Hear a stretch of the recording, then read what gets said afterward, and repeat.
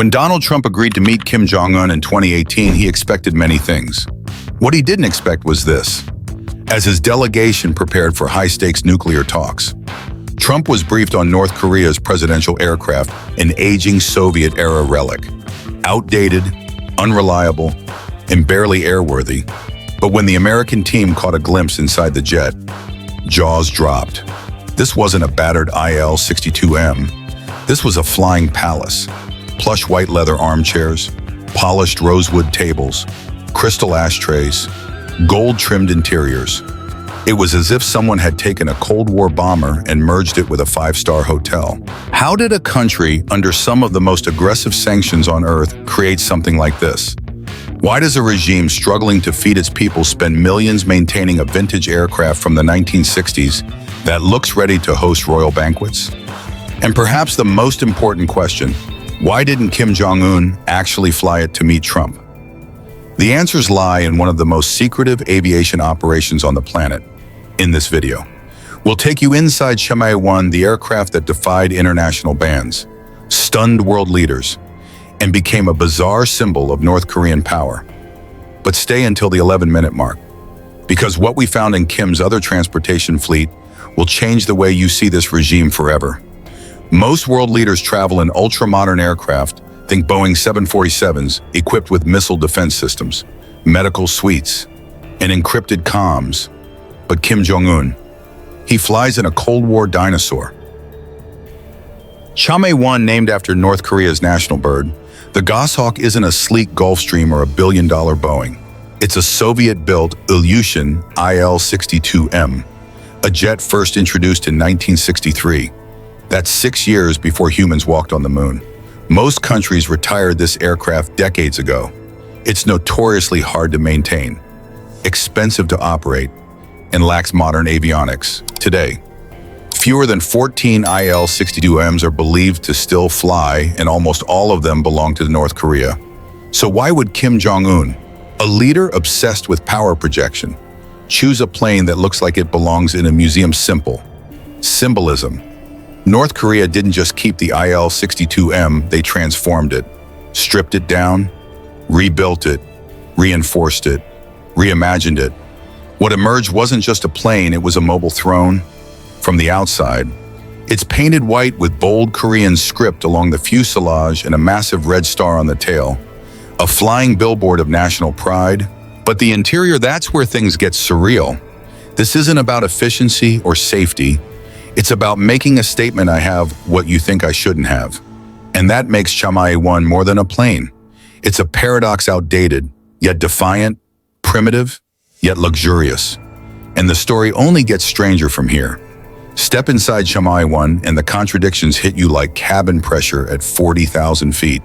At first glance, it's all white leather, oversized armchairs that wouldn't look out of place in a five-star hotel lobby, thick rosewood tables with a lacquered shine, gold accents catch the cabin lights. Every detail screams opulence. And yet, beneath the glamour lies an aging Soviet airframe held together by decades-old engineering and parts that likely require black market sourcing. The aesthetic is peculiar, somewhere between 1980s casino chic and Cold War luxury. Crystal ashtrays still sit proudly on the tables, a quiet rebellion against modern airline smoking bans.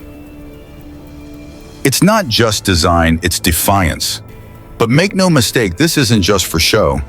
Chammae-1 is configured not for passengers, but for power. The seating has been slashed to make room for private meeting rooms, potential sleeping quarters, and a command center where Kim can conduct state business mid-air. Photos leaked in 2015 show clear upgrades from earlier versions seen between 2012 and 2014. This wasn't random remodeling. It coincided with a Kim consolidating power.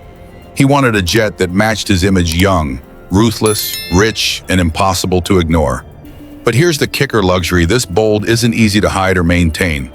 White leather stains, crystal breaks, rosewood cracks. So why go through all this trouble? Because every inch of Chammae-1 sends a message: sanctions mean nothing to us.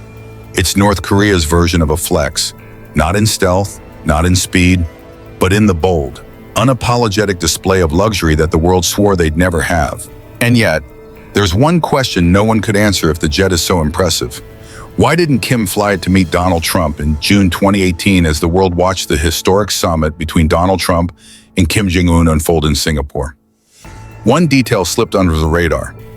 Kim didn't arrive in Chammae-1. Instead, he showed up in a Chinese Air China Boeing 747, typically reserved for Premier Li Keqiang. Why would a man who spent millions turning an outdated Soviet jet into a mobile palace suddenly abandon it for a borrowed aircraft? One word: reliability. Despite the lavish interior, Chammae-1 is still a 60-year-old machine. It's never flown more than a few thousand kilometers at a time. The 700-mile journey from Pyongyang to Singapore was a risk not politically, but mechanically. If the aircraft failed midair, it wouldn't just embarrass Kim, it would destroy the myth of his invincibility. So Kim played it safe. He let Chammae-1 fly as part of a 3-jet decoy convoy, then quietly boarded the Chinese jet for the actual journey. Security through confusion. It was a tactical move, but also a revealing one. Behind the gold trim and rosewood. Even Kim Jong Un knew. You can't bluff your way past gravity. Kim Jong Un doesn't just fly. He lives to fly. Unlike his father, Kim Jong-il, who was famously terrified of air travel and traveled almost exclusively by armored train Kim Jr., has a documented obsession with aviation. He's been photographed gripping aircraft controls, smiling from cockpits, and even allegedly piloting small Cessna-style planes himself, whether those clips are staged or not. The message is loud and clear.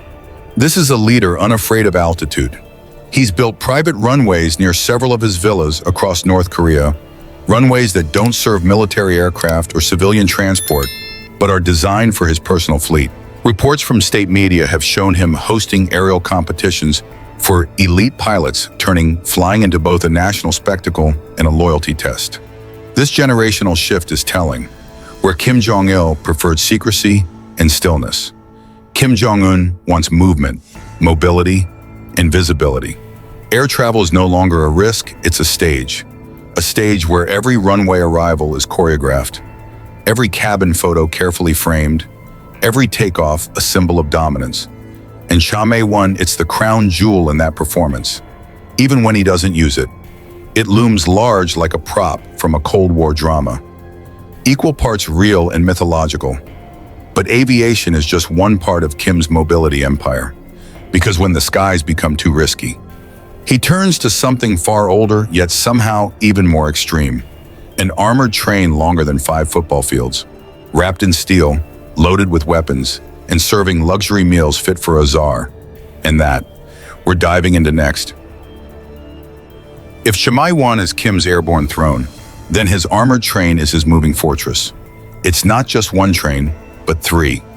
Every time Kim travels by rail, a convoy rolls out, the lead train, packed with armed guards and bomb-sniffing teams.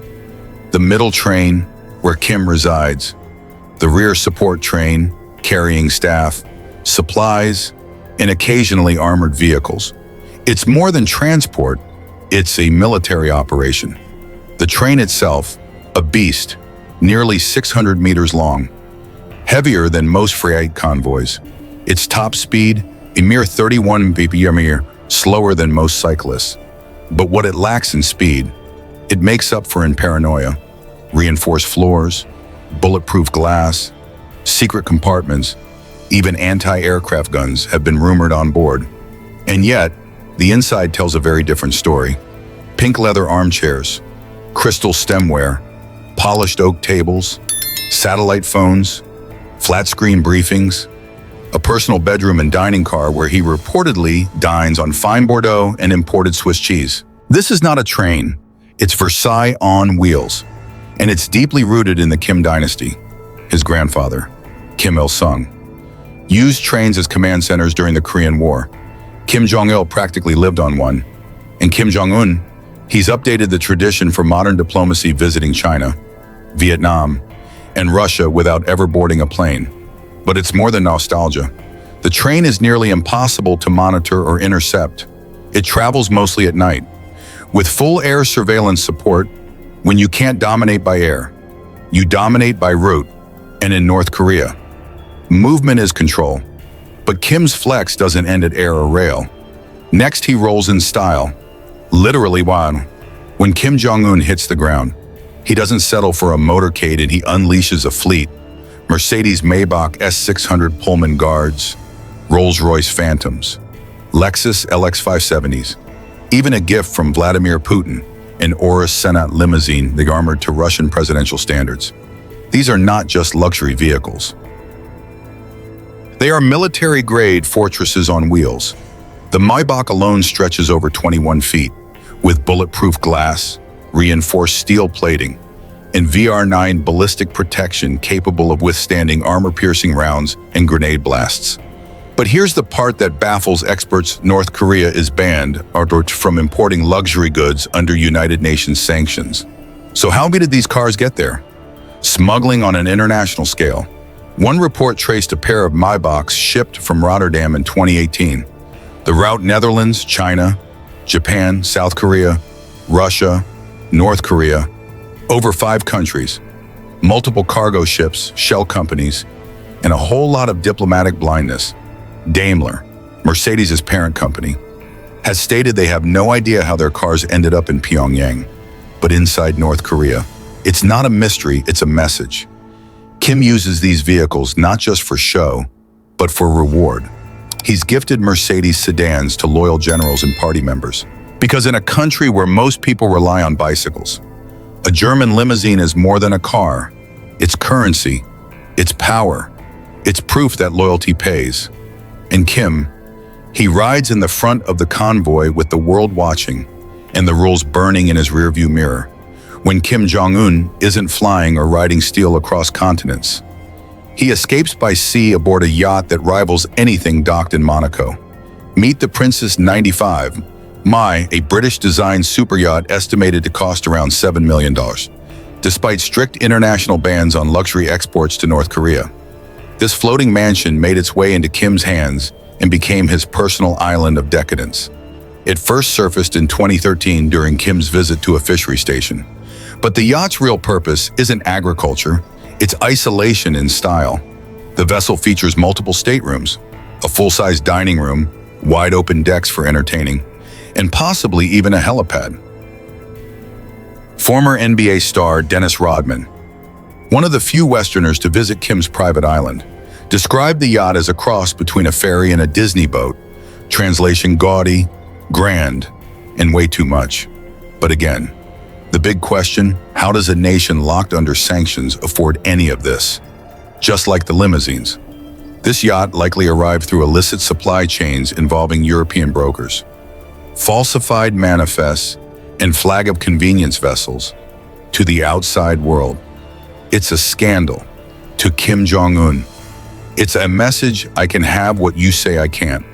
And the yacht isn't just for leisure, it's a stage used to entertain elite guests, reward loyalists, and project a kind of maritime monarchy.